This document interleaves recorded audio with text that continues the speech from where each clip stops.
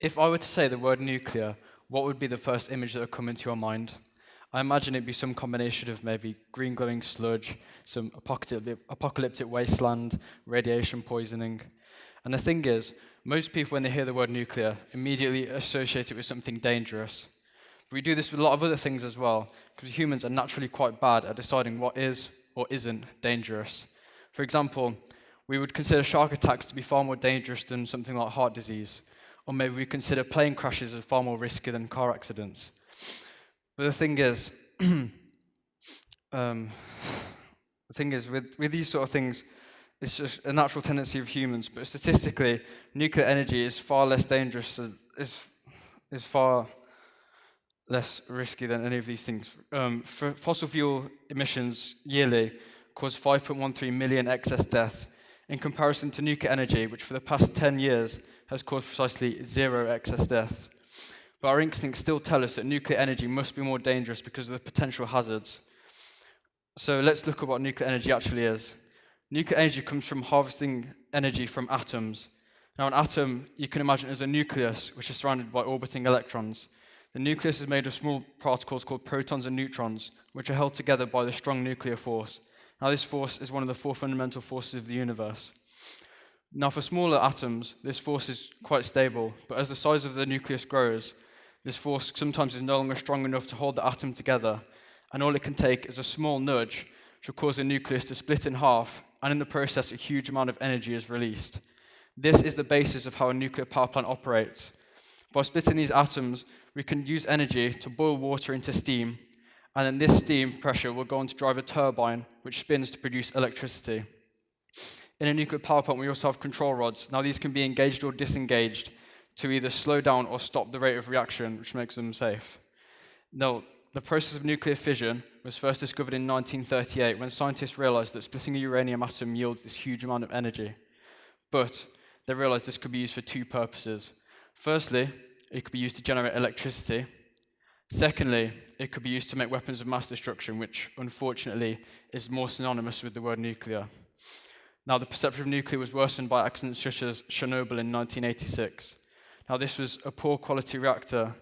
It had little old technology, there was little safety culture, and unfortunately, it far worsened the perception of nuclear in people's minds as something that is just bound to cause destruction. But this is simply not the case. Modern technology has progressed so much since then. For example, cars from 1940s, we wouldn't look at those and say that modern cars are unsafe because of that technology. And it's the same with nuclear.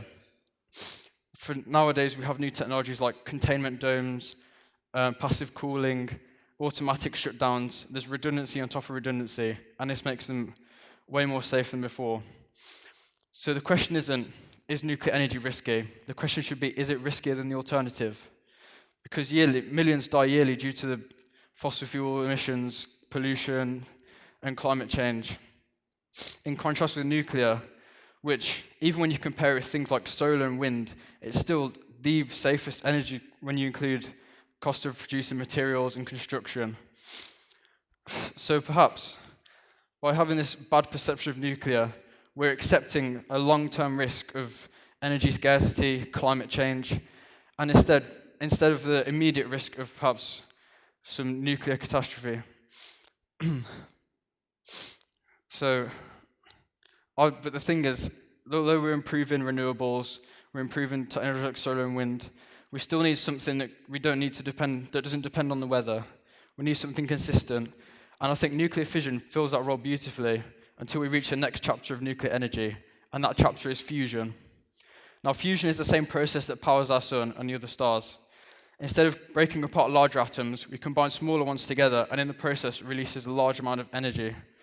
Now, the thing with this process, it's a lot better than fission because it fixes pretty much every problem that it has. For example, there's no nuclear waste that we need to manage. There's much more abundant fuels, like we use hydrogen, which is pretty much everywhere. And also, if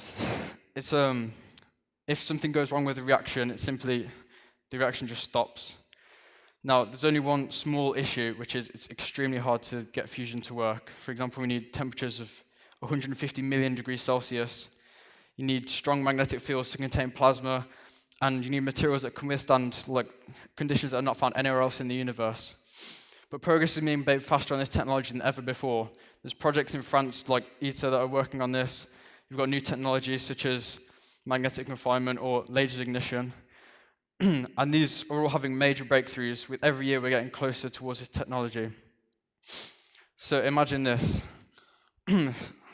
Imagine a future where we have abundant energy, no dependence on fossil fuels, no emissions, all this, and powered by nuclear fission.